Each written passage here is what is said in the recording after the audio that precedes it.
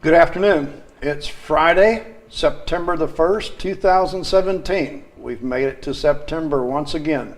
I'm Dave Thompson, Director of the Academy of Cleaning Excellence. There's three words on which I focus on each and every Friday afternoon. Those three words: healthy, positive, and proactive.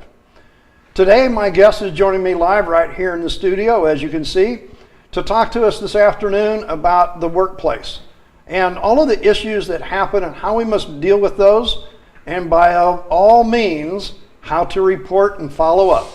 So, I want to welcome Raul Santiago. Thanks for joining me today.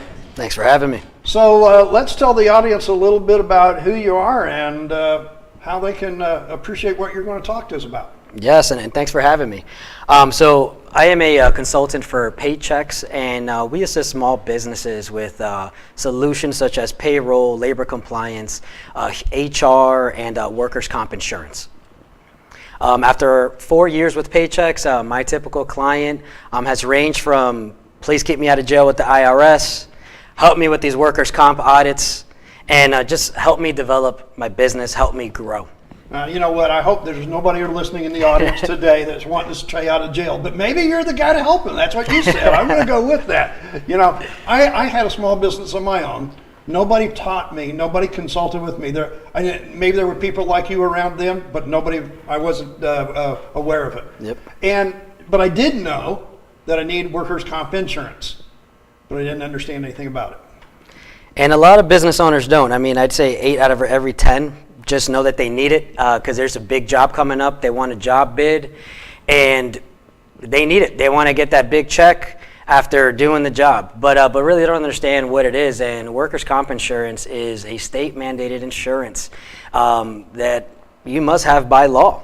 In the state of Florida, for example, in the construction industry, once you have one employee, you must have it, even prior to the job bid. So please understand that. In non-construction, once you reach 4 employees, you must legally have it as well. So we're talking about every state in the union. We're not talking about just Florida, correct? Correct, yeah. Every state has their individual laws, and yes, in every state you must have workers' comp insurance. Also, to go back to the definition of workers' comp insurance, most people just, it's just, they know that it's something to help their employees. If they ever get hurt, it's an insurance that's going to pay for it. But today we're going to dig a little deeper into what it really is. That's not the only thing, and I learned that in going through this with you. I've learned a lot myself. You know, every business that employs people have got to have it, right? Yes. Okay. Please explain. So they all have to have this insurance, and it's going to cover your employees. When they have this insurance, it's something that is, like I said before, you legally have to have it once you have 4 employees in the state of Florida, or 1 employee if you're construction based. So we're talking about small businesses. Generally today, this is what we're going to talk about. Small businesses getting started. If you've already owned a business and you've got 100 people, you already understand all of this. So basically our conversation is going to revolve around that small business owner, first-time owner, getting started. These are the things that you need to know, right? Yes. Okay.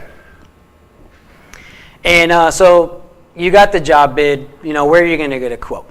Okay, so you're going to go to a commercial insurance agent, okay, or you can possibly go to different payroll companies that offer this as well. Paychecks also offers this. And let's understand what the insurance agent is going to be requesting from you, the employer. They're going to request a couple things, okay? One is, what are your job duties? Okay, what exactly are you performing? What are your employees doing for you on a daily basis? So do I shop the dollar on the quote, or do I shop the provider? I mean, I guess I never did shop. And that's a good question. So usually, after you've explained what the job duties are, it's going to put you in a specific class code, and that class code has a specific rate. So I would imagine that would be like if I'm cleaning windows on the 1st floor, or I'm cleaning windows downtown Orlando on the 36th floor.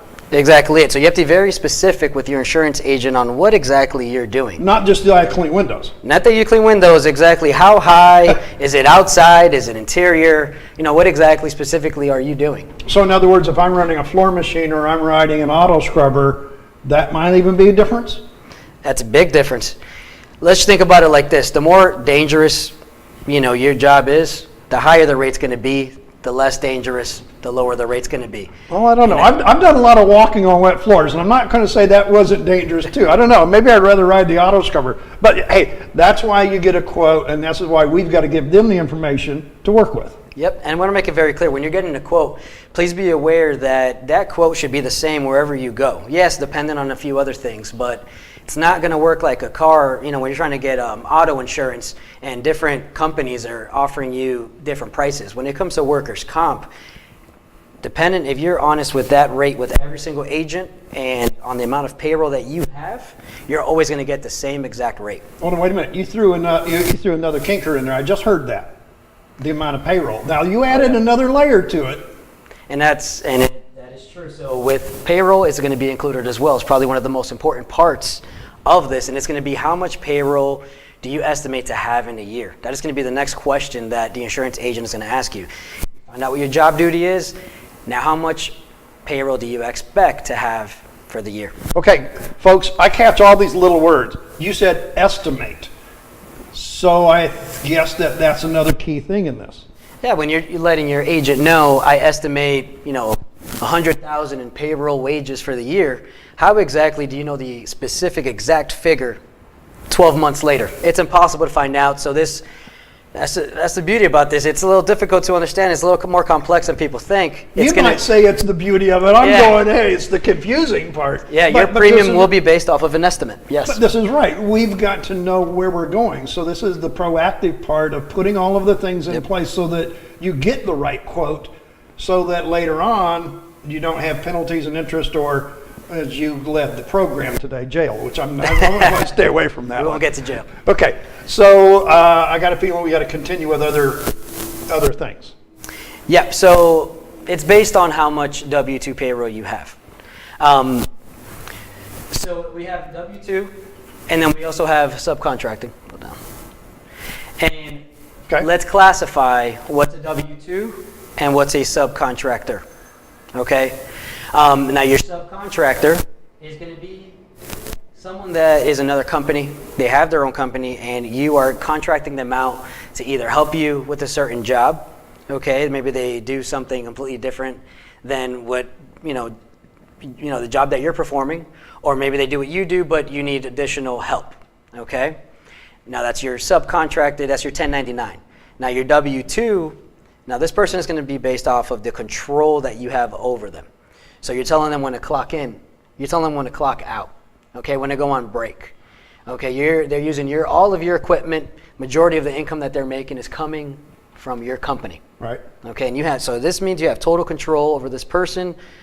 It could be a part-time basis, full-time basis. Right. They're going to fall into that W-2 category. Okay, so that's the difference that I've got to make when I'm estimating also is, are these people my full-time employees that I have control over?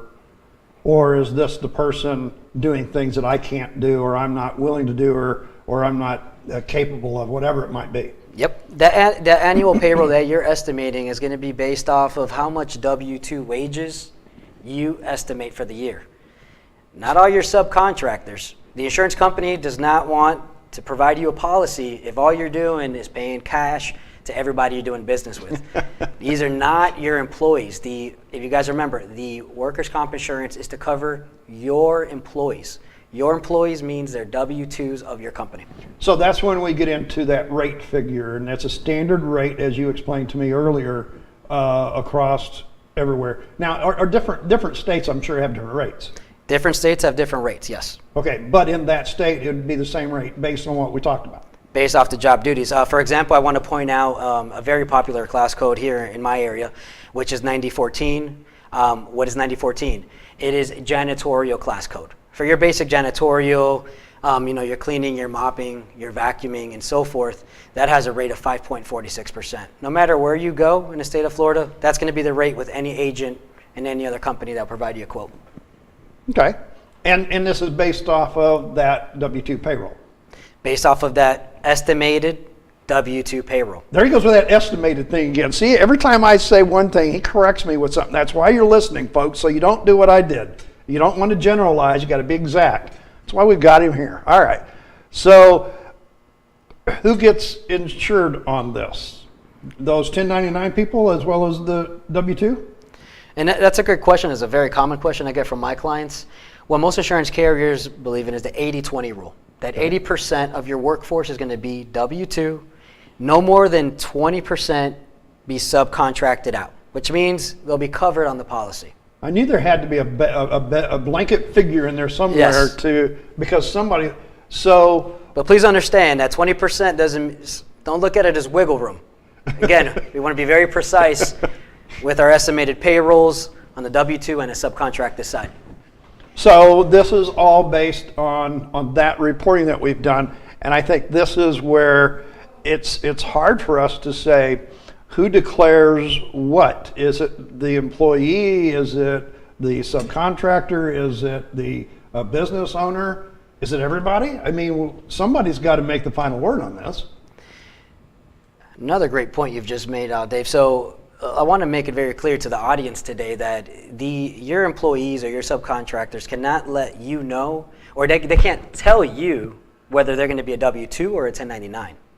After you've taken into consideration, the guidelines on whether somebody's going to be a W-2 or a 1099, then it's your job, your responsibility to decide how you're going to classify them. Okay, so they can't tell you what they're going to be. So that, again, here, you said responsibility. Since it's my responsibility as a business owner, it's my responsibility to classify them, and they can, I guess, either agree or disagree and stay employed or not. That is true. If that employee or that subcontractor does not agree with the decision you've made, right? Please, the liability and the responsibility always falls back on you, the employer. So please always put that into consideration, no matter how good that employee or contractor may be. You got to always think about yourself and how long you want to stay in business. Well, this is back to that prosperous business year over year. Yep. I definitely want to be here. I'm not sure about the audience, but this can be a bit confusing. And I've always understood, long after I got out of the business, is that the IRS could have helped me with some of this classification. Yes, they could. So after I explain the classifications or what we think is a W-2 or a 1099, and you don't believe me, you don't take my word for it, there is a document the IRS has, which is an SS8. SS8, if you complete that form, and you guys can see it here, it's a list of about 20 to 40 questions that's going to help you decide, and the IRS decide, whether this employee or subcontractor is either. Whether they're W-2 or 1099. So this is something they could have done before they came and visited with you to make your consulting time with them easier, the two. Yes. Okay. But most of my clients aren't like that. They're more reactive. But if you want to take a proactive approach, please, that would be the best thing to even help yourself out. So you're not going to have to go backwards and have to talk to your employees and decide where they are after you're trying to get a quote. Well, that's one of my 3 words, proactive. So Yes. I had to throw that in there. It's a live show. I know we didn't talk about that, but okay, so what are the other items that I could be proactively doing then? Yeah, so once we've decided who's W-2, who's 1099, okay, we're going to put documentation, or we need to have documentation legally on our W-2s, which is going to be Form I-9, shows they're legal to work in the U.S., they have a valid Social Security number, okay. Next is going to be a W-4, okay, and this is where it's going to show if they're single, married, any dependents. It's going to be their W-4 information, help decide, how much an employer is going to withhold on their federal income tax. Now you understand why I need a consultant, folks. I have already lost track about how many W-whats that I need. So, and after 4 years, every day I learn something new. I know this is a lot of information, but let's at least pick up the basics to protect yourself. Well, and as we said when we started the show today, Raul, this is for that small business owner that's getting started. This show is not just about cleaning, and I think that's why we have you on. This is about how to run my business successfully from year to year. Yep. If I don't do all of this right, I won't be in business next year. Now I don't want to jump ahead because I know you're going to talk about that. But that's something that came. But I don't think we're finished with all the W's yet. We have a few more W's. In my opinion, this is probably going to be the most overlooked one, which is going to be your subcontracting. And your subcontracting, to put it in more layman's terms, people that you're paying cash, right? You're just paying them to help you out. Really, the term should be your subcontractor or your 1099. And there's documentation that I really would like you guys to have on these, subcontractors, which is the first one is going to be that they complete a W-9 for you. Okay, on this W-9, they are going to, specifically they can enter either their social security number or their employer identification number, okay, or their EIN. And this is their company. It's pretty much their business's social security number. Right. And in my experience, guys, it's always going to look better when you are subcontracting to a company, not a person. And you would know that if they have an EIN number. Yes. If they have an EIN number, they have a company, and it would lead us into the following insurances that you must request. Because they have a company, which is going to be a general liability certificate of insurance, something that you must request. And that's something that they had to prove and they had to get, just like I would have to get as a business owner. Yes, just like you as a business owner, for your company, you have general liability, your subcontractor must be treated the same. They have their own general liability insurance, you must request a certificate. Secondly, you're going to request a workers' comp insurance certificate. Okay, this shows that they have an active workers' comp policy to cover their employees.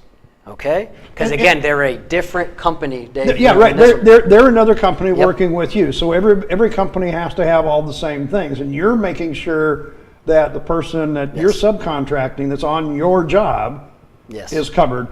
And I know we didn't talk about this, but then what if their insurance lapses and they're not covered? That gets into a whole nother can of worms, I'm sure. That's probably a different show. Oh, okay, all right. But it is very important, and that's why, But this is why we want to make sure that they have those, because now we've opened up a whole nother thing.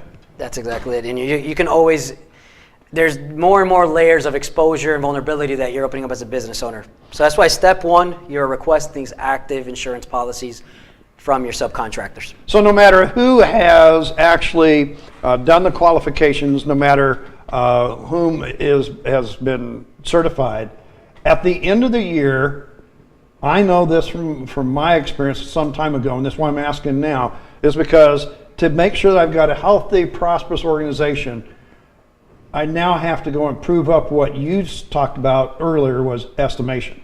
I got to prove that at some point. Yes, and it's and that's called the almighty popular audit. That ugly word. Oh yes, and in this audit, it's not a bad audit. It's not something that you're in trouble for. It's an audit you have to go through if you have a workers' comp policy. If you guys remember in the beginning when we started on how this whole process works, you must provide an estimate, and you're paying premium on an estimate. So basically, if you didn't estimate quite right, the audit's maybe going to help you save. It could help you save, or it could help you, or not help you spend. Well, yeah. But if I've done everything right through the year and I've taken care of everything right and had it, the audit's not something to fret. It's actually to protect me. It should actually protect you, and exactly, it could actually possibly save you money. But like Dave said, that is if you're doing it the right way. You're being proactive, one of Dave's favorite words, throughout the entire year to protect yourself. Okay, so can you give us a list of the rundown of what's on that audit? So what's on this list, on this audit, okay, and you guys are going to be, you're going to love this. It's going to be your quarterly state and federal payroll tax reports, okay, your individual payroll and overtime records, okay, as well as the amount you've paid your subcontractors, certificates of insurance that you've taken from these subcontractors, right. As well as your bank statements. They can possibly ask for that as well. It's all on the checklist. It's all on this checklist. They may not have to go through every single line item on this list, but they can if they want to. You know what? And I just thought of this, and you're making me appreciate somebody else's job a whole lot right now. We've got a comptroller here, and I'm sure that this is a lot of his job here at our, we've got 50 employees. We have different people, and I'm appreciating his job a whole lot more just listening to you go through all this. And I'm not going to tell you that I did that, Dan. Hey, that's not you. Okay, I had to get that out of there. Anyway, so we've got the audit letter, and we've got that. And everybody thinks of this, an audit. They're in here to look at everything, but literally that is true. It is true, and what I really want to point out when I mentioned about the subcontracting and how important it is, why I thought that's where, a business owners open up to the most vulnerability on the subcontracting side is because really, if you're doing your payroll taxes right, you're paying IRS, your state of Florida, you can't really lowball those numbers throughout the year. Yeah, that's already there. That's that 20% that can get me in trouble. And it's that 20% that really opens you up. Because what they're really looking for on the other line items that have nothing to do with payroll W-2, employees, which is going to be your they were requesting all the amounts that you did for your subcontracting, the certificates of insurance. Now, what they're looking for is the amount of subcontractors you use throughout the year. And that's where usually, in my experience, where I see my clients get in trouble and they're paying large amounts of back premiums is on the subcontracting side, because they did so much of that throughout the year. Yeah, I didn't realize until you and I started talking that there had to be that much subcontracting that actually went on in business. But apparently, you keep talking about it, so there must be quite a bit of it. It is quite common. And throughout the year, if you're not requesting these certificates of insurance from the people you're subcontracting, you're going to have to pay after this audit or during the audit for all the wages, all the amounts that you've paid for these subcontractors. So back to the 80-20 rule. If you're doing $100,000 in payroll, $80,000 W-2, $20,000 1099. Boy, it's hard when you say that to actually think that 20% could actually trip up my whole business. That's bad. But that's not the really the bad thing is. The bad thing is a lot of people just don't document. And I hear what you're saying. Whether you do this electronically or through the old file cabinet or if you do a little bit of both. I mean, how we report, how we keep the documentation is not important. It's document. It's just doing it. And I know it's not the funnest thing to do for a business owner. You're busy trying to get new jobs, make more money. But it's the part that's really can really save your company or hurt your company is the documentation. Working for an HR company, it's the most important thing that we go through with all our clients on documentation. Even just besides workers' comp, documentation on everything you're doing with your employees. It's what can really save or hurt your company and can possibly close your doors if you're not doing it properly throughout the year. So what we're talking about here is for small businesses, folks, those that are just getting started, those that maybe are in the first few months, those that are thinking about getting into it. Yep. Make sure that you get somebody like Raul on your side, somebody that can help you and steer you down the path correctly before you go, because this is mandated. You have to have it. You can't do business in the U.S. without this. Now, I know that we said that we were going to talk about all kinds of other things, and I think in Raul's HR bag of tricks that you got other things that we can talk about on another show. Oh, definitely. Maybe we can go into handbooks, job descriptions. It's never ending. List of items that are coming up in HR. Well, I appreciate you being here and having time with us this afternoon. If you're looking for professional development from us, just like what we've been talking about, we now have 5 locations for the Academy. We have Atlanta, Tampa, Lakeland, Kissimmee, and right here in Orlando. So if you need to look up any one of those, go to academyofcleaning.com. That's our website. You can find our live classes there, and we even have some online ones. But you know what? If you're looking for something a little bit outside the box, and you want to maybe take a little bit of time away from the workplace, come to our master certification cruise this February. We're going to the Bahamas on a cruise ship. You won't have to look at the 4 walls the same way. I can guarantee you'll never be to another 5-day conference like this and again in your life. Anyway, check our Facebook page for the Academy. Like and share that page if you will. We also have our LinkedIn page for those who do not work on Facebook. For those entrepreneurs there, go to our LinkedIn page and find out what's coming up next. Now, if you're in the cleaning industry and you've been watching this, you probably already know about the ISSA show that's going to be next week. We're going to leave here on the 10th, traveling to Vegas. Show starts on the 11th and goes through the 14th. For the first time, the Academy of Cleaning Excellence will have our booth at number 408. We want you to come by and see us and schedule some time to meet with us and talk with us. Now, next Friday, I'm going to be joined right here in studio with Don Tracy. Don's been consulting directly with clients for, several decades. That's the best way I can say it. Hey, and I can say it that way because I've done the same thing.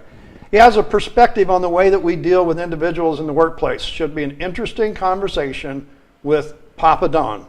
Anyway, so until next Friday afternoon, 1 p.m. right here, live from Orlando, I'm Dave Thompson. Keep changing your future, keep those changes healthy, positive, and proactive. And remember my mantra, I am a janitor and I save lives.